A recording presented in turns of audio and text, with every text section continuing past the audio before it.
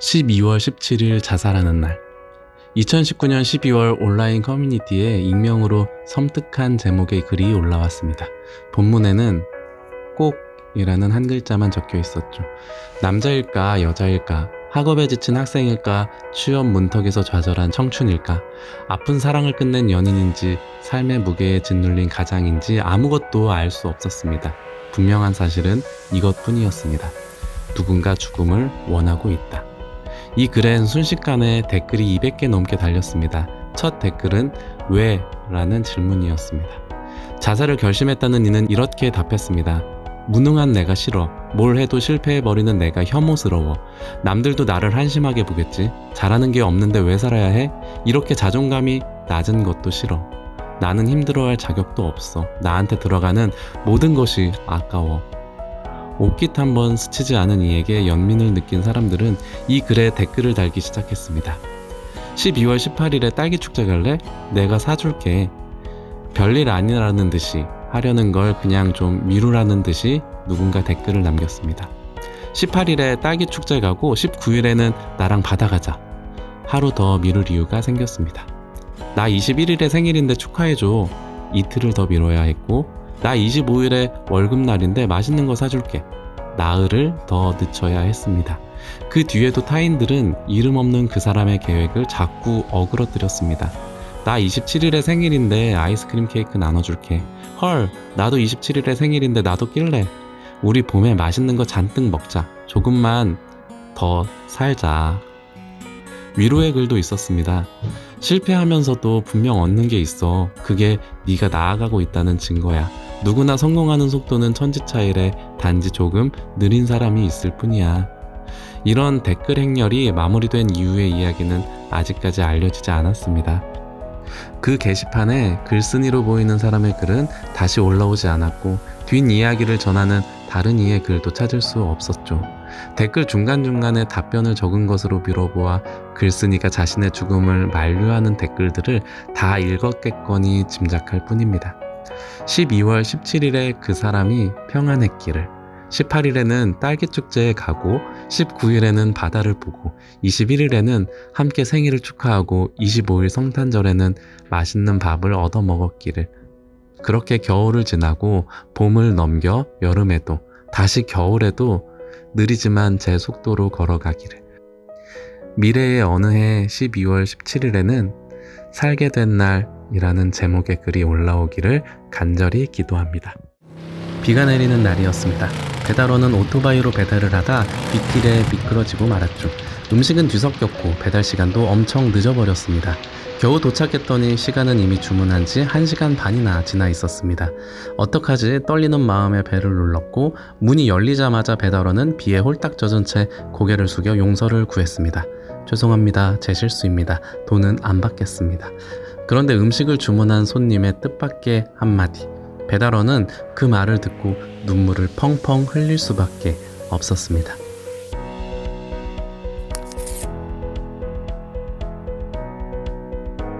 음식을 시킨 아저씨는 배달원에게 화를 내는 대신 걱정을 해줬습니다. 비 오는데 배달을 시킨 우리 탓에 벌어진 일입니다. 안 다치셨나요? 당신의 책임감으로 우리 가족이 오늘 저녁에 이 음식을 먹을 수 있게 됐습니다. 그러면서 음식값과 세탁비까지 건넸죠. 엉망이 된 음식보다 자신을 걱정해준 아저씨의 말 한마디에 배달원은 펑펑 눈물을 흘렸다고 합니다. 이 사연은 최근 배달 중 넘어져서 음식이 섞여서 옴이라는 제목으로 한 온라인 커뮤니티를 통해 알려졌습니다. 글쓴이는 배달원에게 따뜻한 말을 건넨 아저씨의 아들이었고, 아버지의 이런 행동에 자신도 감동을 받았다고 했습니다. 그러면서 이런 말도 적었습니다. 돈을 적게 벌든 많이 벌든 다른 사람의 직업을 하찮게 생각하면 안 된다고요. 배달시킨 지 1시간 반이나 지나 음식을 받았는데 그 음식이 엉망일 때 얼마나 기분이 언짢았을까요? 그 와중에 배달원을 걱정한다는 건 결코 쉽지 않은 행동인데, 이걸 실천한 글쓴이의 아버지께 여러분 찬사를 보내주세요. 작년 10월 발생했던 울산 사만 아르누보 건물 화재 당시 화재 현장 인근에 있던 메르세데스 벤츠 딜러사가 영업장을 소방관들의 현장 본부로 쓸 수 있게 내줬었답니다. 하루 영업을 포기하더라도 화재 진압을 돕고 고생하는 소방관들에게 편의를 제공한 것이죠. 돕는 김에 벤츠 딜러사 측은 소방관들에게 뜨끈한 한우국밥 300인분까지 대접했다고 합니다.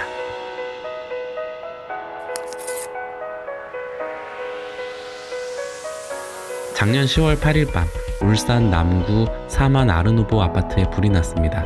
대형 화재라 소방관 1,300명이 출동해 밤새 화재 진압 작업을 벌였지만 불은 쉽게 꺼지지 않았습니다.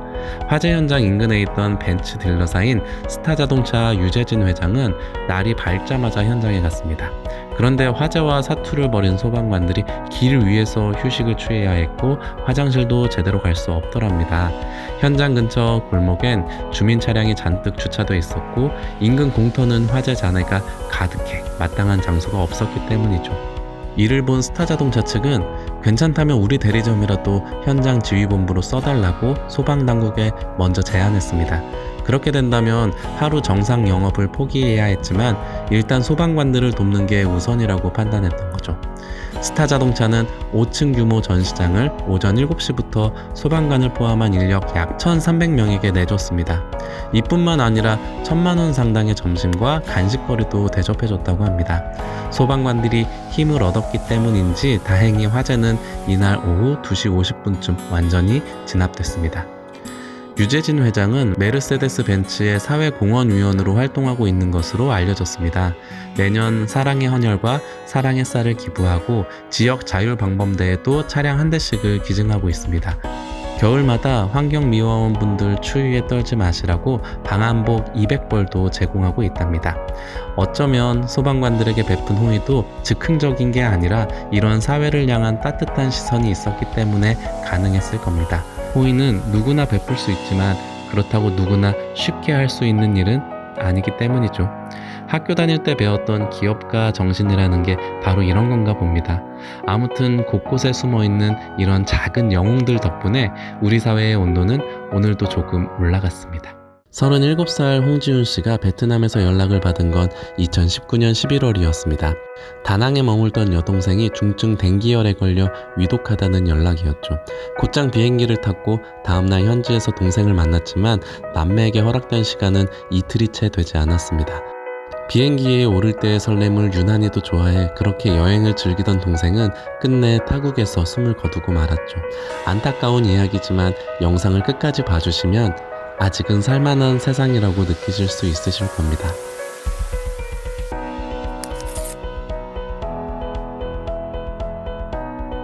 오빠 지훈 씨는 절망했습니다. 부모님이 계신 고향으로 동생을 데려가려고 황급히 날아왔는데 객지에서 동생 장례를 치러야 했죠.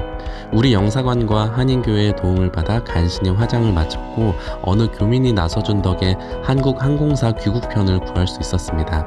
집으로 가는 날 지훈 씨는 공항에서 탑승 수속을 하며 유골함이 있다고 알렸습니다. 그러자 항공사 직원이 다가와 미리 연락을 받았다며 조금이라도 편히 가실 수 있게 부좌석을 준비했다고 말했습니다. 예약을 도와준 교민이 사정을 귀띔한 터였고 항공사 측은 그 말을 흘려듣지 않았던 것이죠. 그러나 불쾌한 상황이 이어졌습니다. 보안 검색대를 통과하려는데 현지인 검색원들이 유골함을 신기한 물건 보듯 한참을 구경하며 무례하게 행동한 것이죠.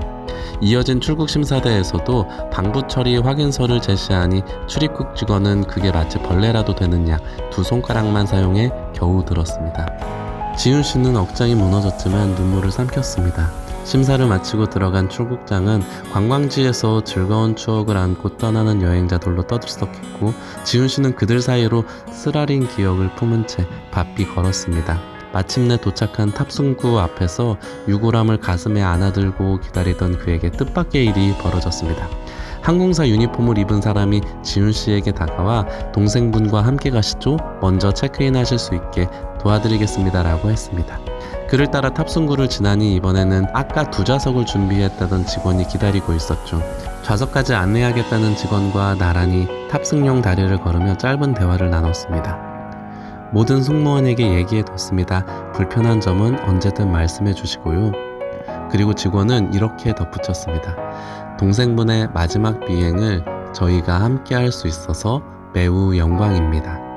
지윤 씨는 항공사 직원의 이 한마디를 잊을 수 없었습니다. 검색대를 통과할 때 겪은 서름과 동생을 잃은 이국 땅에서의 긴장이 풀렸는지 그 말을 듣자 왈칵 눈물이 쏟아졌습니다. 지윤 씨가 말했습니다. 그분이 아니었다면 비행기에서 줄곧 유고를 갖고 돌아간다는 생각을 했을 겁니다. 그 말 덕분에 동생과 함께 돌아간다고 생각할 수 있었습니다. 감정에 큰 흔들림 없이 여정을 마치고 기다리시던 부모님 품에 동생을 안겨드렸습니다. 탑승용 다리를 걷는 짧은 시간에 그 직원은 많은 것을 해냈습니다.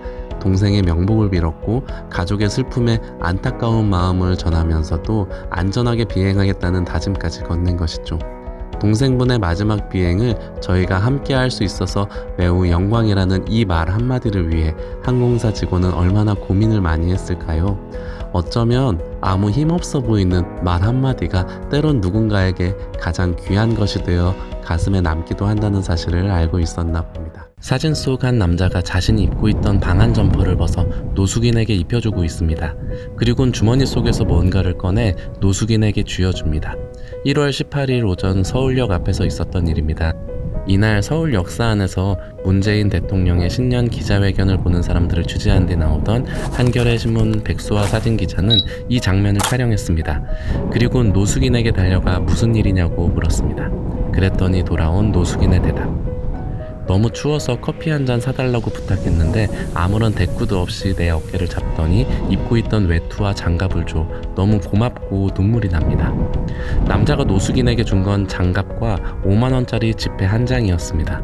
백수와 기자가 바로 주위를 둘러보았지만 자신이 가진 걸 노숙인에게 내어준 남자는 하얀 눈 속으로 호련히 사라졌습니다. 대통령의 신년 기자회견과 이재용 삼성전자 부회장 구속이라는 굵직한 이슈들이 많았던 날이지만 다음날 한겨레 신문의 일면을 장식한 건 바로 이 사진입니다. 소낙눈이 내린 추운 날이었지만 왠지 마음만큼은 한없이 따뜻해지는 사진. 백수와 기자는 기사에 이렇게 적었습니다. 5분 아니 3분도 안 되는 짧은 찰나 마치 단편 영화 한 편을 본 듯했다고 말이죠. 이 영상은 사진을 사용해도 괜찮다는 한겨레 신문의 허락을 받고 만들었습니다. 이런 따뜻한 이야기가 널리 알려지면 우리 사는 세상의 온도가 조금은 올라가지 않을까요? 여러분, 소외된 이웃에게 자신의 것을 아낌없이 나눠준 이 작은 영웅에게 찬사를 보내주세요. 취업 준비와 돈벌이를 병행해야 했던 청년은 매일 새벽 신문 배달을 했습니다. 그러던 어느 날 새벽 모두 잠든 시간 어떤 할아버지가 말을 걸어왔고 할아버지와 헤어진 뒤 엉엉 울고 말았습니다.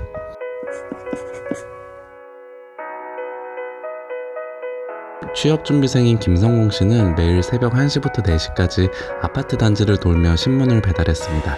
평소와 다름없이 신문 배달을 하던 어느 날 성공 씨는 한 현관문에 붙은 메모지를 발견했는데 성공 씨를 향한 것이었습니다. 60년 구독자입니다. 언제나 노고에 감사드립니다. 앞으로 수고스럽지만 신문함에 넣어주시면 고마운 마음 잊지 않겠습니다. 보통 신문 배달은 스피드가 중요해서 문 앞에 던지고 가는데 붓글씨로 정성스럽게 쓰신 메모와 직접 만들어 걸어둔 신문함을 보고는 차마 그렇게 할 수가 없었다고 합니다. 그래서 그 집만큼은 문 앞까지 조용히 걸어가 신문함에 넣어주곤 했습니다. 그날도 신문함에 신문을 넣기 위해 문 앞으로 살금살금 다가가는데 갑자기 띠리릭 현관문 도어락 소리가 들렸습니다. 깜짝 놀란 성공씨는 엘리베이터로 후다닥 뛰어 들어갔습니다. 왜 그랬는지 몰라도 신문 배달할 때는 구독자랑 마주치면 안 될 것 같은 생각이 들어 엉겁결에 몸을 숨긴 거였는데 잠시만요 하는 다급한 외침이 그를 붙잡았습니다. 성공씨는 무슨 문제라도 있는 줄 알고 긴장된 마음으로 엘리베이터에서 나왔는데 여든이 넘어 보이는 할아버지가 있었습니다. 손에 들고 있던 음료와 귤을 그에게 건네며 할아버지는 날이 추운데 고생이네요. 감사합니다 라고 했습니다. 음료는 따뜻하게 데워져 있었죠.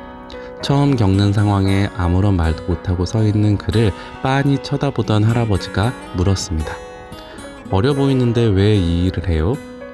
아마도 할아버지의 음성이 무척 부드러워서였던지 성공씨는 무언가에 홀린 듯 처지를 털어놓기 시작했습니다.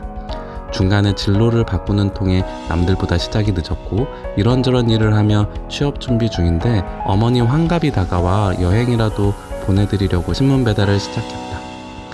아파트 엘리베이터 앞에 서서 하기에는 내용도 길이도 어울리지 않았던 이야기를 할아버지는 진지하게 끝까지 들었습니다. 청년이 울먹이기 시작한 뒤에도 결국 눈물을 떨구게 됐을 때도 여전히 귀를 기울였습니다. 그러다 성공씨의 손을 꼭 잡으며 하신 말씀. 내가 살아보니까 끝까지 포기하지 않고 열심히 하면 꼭 빛을 보더라. 성공씨는 할아버지의 손이 정말 따뜻했다고 했습니다. 그래서 꽁꽁 얼었던 자기 손까지 따뜻해졌다면서 말이죠. 할아버지는 성공씨와 헤어지며 돈도 꿈도 중요하지만 무엇보다 건강이 최고라면서 차조심, 몸조심을 당부하시고 꼭 안아주시기도 했다고 합니다. 성공씨는 아파트에서 나오는데 눈물이 왈칵 쏟아져 아무도 없는 새벽에 오토바이 앞에서 소리 없이 울었습니다. 그러면서 이렇게 전했습니다. 힘들고 지쳐 쓰러질 것 같을 때면 어디선가 낯선 위로의 손길들이 등장해 다시 한번 마음을 다잡게 됩니다.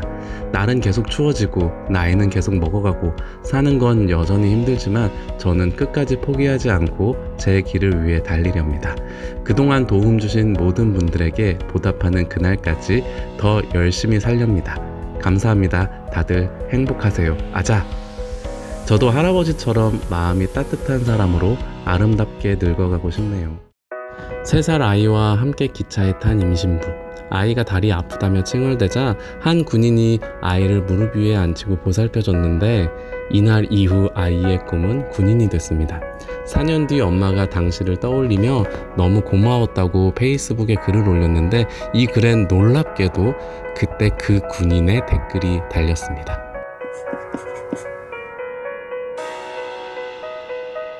배에 아이를 품은 엄마는 3살 배기 첫째와 함께 기차에 탔습니다. 아버지가 위독하다는 소식을 듣고 급하게 대구로 내려가느라 좌석이 없어 입석표를 끊고 갔습니다. 그런데 어린 딸이 다리가 아프다며 칭얼대기 시작했고 엄마는 딸을 바닥에라도 앉히려고 객차 안을 둘러보는데 바닥에 앉아있던 한 군인이 딸을 향해 손을 내밀며 말했습니다. 엄마 뱃속에 예쁜 동생이 있으니까 더 예쁜 공주는 삼촌 무릎에 앉아갈래? 딸은 엄마의 허락을 받고 군인의 무릎에 앉았습니다. 엄마는 아이가 언제 보챌지 몰라 걱정했지만 아이는 군인과의 여행이 즐거운 듯했습니다. 어린이날 받고 싶은 선물을 말하자 딸이 보는 앞에서 엄마에게 귀띔해줬고 샘솟는 호기심에 쏟아내는 이런저런 질문에도 정성스레 답해줬습니다. 딸은 이런 군인 삼촌이 퍽 좋은 모양이었습니다. 엄마 역시 이 군인 덕분에 무거운 몸을 추스르며 시간을 보낼 수 있었죠. 그런데 얼마 후 검표원이 다가왔고 군인의 표를 확인하던 그가 물었습니다. 좌석표인데 왜 바닥에 앉아 있어요? 군인은 자리에 어르신이 앉아 계셔서 그렇다며 자신은 괜찮다고 쿨하게 대답했죠. 대구역에 도착했을 때 엄마는 군인에게 뭐라도 살해하고 싶어서 전화번호를 불렀지만 그가 한사코 사양해 그대로 헤어져야 했습니다. 그로부터 4년 반이 흐른 2019년 10월 17일 엄마는 어린이집에서 돌아온 딸에게 나중에 커서 무엇을 하고 싶은지 물어봤는데 딸의 대답은 군인이었습니다. 그때 4년 전 기차에서 만난 군인이 베풀었던 친절이 떠올랐죠. 명찰에 적혀있던 이름과 부대마크를 기억하고 있던 엄마는 페이스북 군대숲 페이지에 그날의 사연이 담긴 글을 올렸습니다. 지금이라도 작은 보답을 하고 싶다고, 그 군인을 찾고 싶다고 적었죠. 그런데 설마 했던 일이 벌어졌습니다. 지인을 통해 글을 접한 군인이 직접 댓글을 남긴 것이죠. 군인은 딸의 이름까지 기억하고 있었습니다. 틀림없이 그날 기차에서 엄마를 도와준 그 군인이었던 겁니다. 식사라도 한 끼 대접하고 싶다는 엄마의 말에 군인은 이렇게 대답했습니다. 누구나 그 상황이었다면 다들 저와 같이 행동하였을 것이라 생각하고 특히나 군인 신분이라면 더욱더 당연하지 않았나 합니다. 마음만 받겠습니다. 긴 시간이 흘렀음에도 기억해 주시고 찾아주셨음에 감사할 따름입니다. 군인은 기차에서 우연히 마주친 누군가의 어려움을 모른 척하지 않았고 그 작은 친절은 한 아이에게 소중한 꿈을 안겨주었으며 그 꿈을 들은 엄마는 예전에 따뜻했던 순간을 떠올릴 수 있었습니다.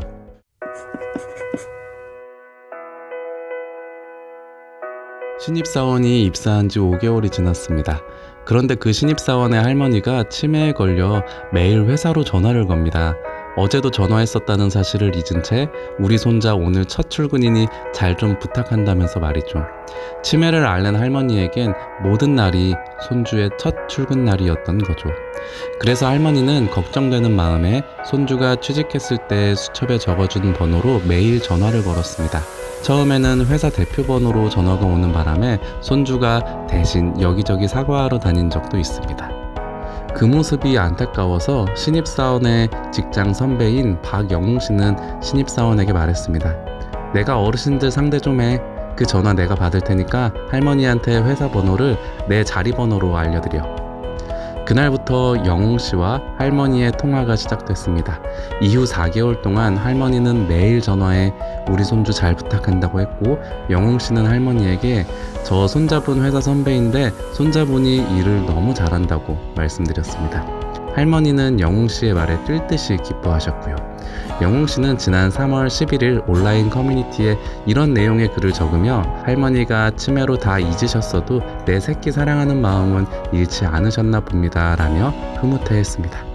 귀찮을 법도 했지만 영웅 씨는 할머니의 전화에서 손자에 대한 진한 사랑을 느꼈을 겁니다. 그래서 전화가 없거나 자신이 바빠 전화를 못 받은 날이면 영웅 씨가 대신 전화를 걸었습니다. 할머니는 단 한 번도 영웅 씨를 기억하지 못했는데도 말이죠. 영웅 씨도 이젠 할머니와 정이 들었는지 글의 마지막에 이렇게 너스레를 떨었습니다. 그런데 요즘 할머니가 목소리에 힘이 없어 좀 걱정이네요. 할머니 건강하셔. 나 속상할라 그래. 회사 후배의 할머니를 생각하는 영웅 씨의 마음이 참 보기 좋습니다. 이 할아버지의 이름은 데를린 뉴이. 89세의 고령이지만 피자 배달을 하면서 생계를 이어가고 계십니다. 그러던 지난 9월 22일 그에게 놀라운 일이 벌어집니다. 갑자기 손님이 집까지 찾아와 팁으로 1,400만 원을 건네고 간 겁니다.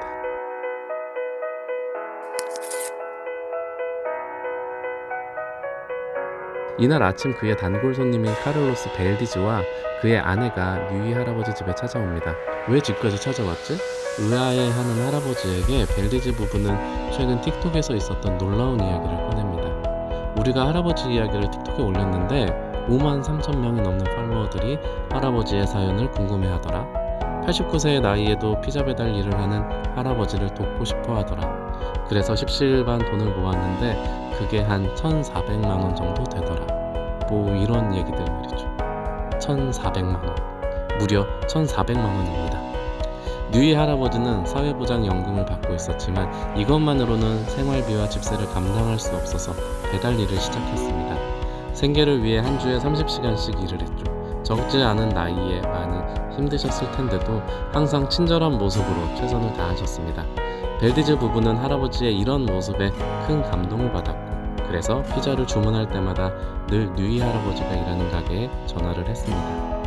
뉴이 할아버지가 배달해 주셨으면 좋겠다는 요청도 잊지 않았고 말이죠. 그러면서도 이 연세에 고된 일을 하시면 안 된다며 틱톡을 통해 모금 운동을 했고, 그렇게 1,400만 원이 모인 겁니다. 할아버지의 눈시울은 금세 붉어졌고 고맙다는 말 말고는 아무 말도 생각나지 않는다며 눈물을 훔쳤습니다. 이날 벨디즈가 선물한 건 고액의 팁만은 아닙니다. 수많은 이웃이 곁에 있다는 것. 다행히 우리는 아직 돕고 도움받으며 더불어 살아가고 있다는 따뜻한 진실. 그게 더 큰 선물 아니었을까요? 지숙 씨는 4년 전 남편과 결혼하면서 5살 딸을 함께 얻었습니다. 남편과 그의 전처 사이에서 태어난 아이. 그 작은 존재는 이 결혼에 대한 주변의 만류를 불렀고, 지숙 씨 역시 잘 해낼 수 있을지 스스로에게 의구심이 들었습니다. 하지만 셀 수 없이 반복된 고민의 결론은 늘 같았습니다. 아이를 처음 봤을 때부터 왠지 낯설지 않았고, 주위의 어색한 시선이 느껴질 때마다 이 아이를 내가 품어야겠다는 의지가 솟았죠. 그렇게 가족이 된 아이는 말수가 적었습니다. 5살을 미운 5살이라고도 하고 유아 사춘기라고도 하던데 이상했죠. 때를 쓰기는커녕 조잘되지도 않았거든요. 그럴수록 지숙 씨는 애가 탔습니다. 왜 내게 곁을 주지 않을까? 아직 나를 받아들일 준비가 안 됐나? 혹시 내가 애한테 잘못한 게 있었던 걸까? 이런 의문이 초조함과 함께 밀려왔습니다. 둘이 같이 간 마트에서 아이가 장난감 하나를 만지작거리길래 갖고 싶냐고 말을 걸었더니 깜짝 놀라며 아무렇지 않게 내려놓는 모습을 보고 어찌나 가슴이 아프던지. 하지만 이런 나의 마음을 언젠간 아이도 알아줄 거라고 믿으며 참았습니다. 그렇게 4년이 흐른 어느 날 마침내 감격스러운 일이 벌어집니다. 9살이 된 아이가 학교에서 소풍 가는 날이었습니다. 지숙씨는 새벽부터 일어나 도시락 레시피를 뒤적였습니다. 흰 쌀밥을 주물러 앙증맞은 캐릭터 얼굴을 빚고 김으로 익살스러운 표정을 입혀서 주먹밥을 만들었죠. 소시지는 칼집을 내 문어 모양으로 구웠습니다. 아이가 친구들에게 도시락을 자랑하는 모습을 상상하며 과일도 예쁘게 잘라 담았습니다. 도시락을 열면 호들갑을 떨진 않더라도 분명 웃음 지을 거라고 생각하면서 정성껏 준비해 보냈죠. 아이가 소풍에서 돌아왔고 지숙씨가 아이에게 물었습니다. 도시락은 어땠니? 그런데 눈치를 보던 아이가 제 방으로 쏙 들어가 버리는 겁니다. 부끄러워서 그런가 하면서 아이 가방에서 조심스레 도시락통을 꺼내 뚜껑을 열었는데 주먹밥은 흐트러짐 없이 아침에 만든 그대로 남아 있었습니다. 이걸 본 지숙씨는 그만 눈물이 터져 나왔습니다. 언제가 됐든 아이의 마음이 열릴 때까지 기다리자고 다짐하며 4년을 견딘 결심이 그 순간을 버티지 못했던 거죠. 스스로가 너무 바보 같다는 생각에 화가 치밀었고 방에서 나와 슬그머니 다가오는 아이를 못 본 척했습니다. 그때 우물쭈물하던 아이는 눈물 고인 새 엄마의 얼굴을 보더니 슬쩍 옆에 자리를 잡았습니다. 그러고는 그 작은 입으로 너무나 커다란 고백을 꺼냈습니다. 도시락이요. 맛없어서 안 먹은 게 아니에요. 아까워서 못 먹은 건데. 울지 마세요. 고마워요, 엄마. 아이를 와락 끌어안고 엉엉 울음을 터뜨리자 아이가 함께 울었습니다. 둘 사이에 가로놓여 좀처럼 무너지지 않던 벽이 마침내 녹아내리는 순간이었죠. 지숙씨는 이렇게 고백했습니다. 엄마가 된다는 건, 특히 새엄마로 산다는 건 아주 힘든 일이지만 동시에 너무나 행복하고 고마운 일이네요. 저 이만큼 벅차도 되는 걸까요? 이렇게 행복해도 되는 걸까요? 저희 채널 작은 영웅에 소개되는 이야기들은 모두 다 실제 있었던 일들입니다. 우리 사회를 따뜻하게 해주는 사람들의 이야기를 많은 사람들에게 알려 이 세상의 온도가 조금은 올라가길 바라고 있죠. 그러나 오늘은 작은 영웅이 아니라 작은 천사라고 하겠습니다. 이 아이는 지숙씨를 행복한 엄마로 만들어준 작은 천사였던 겁니다. 오늘도 영상 봐주셔서 감사합니다.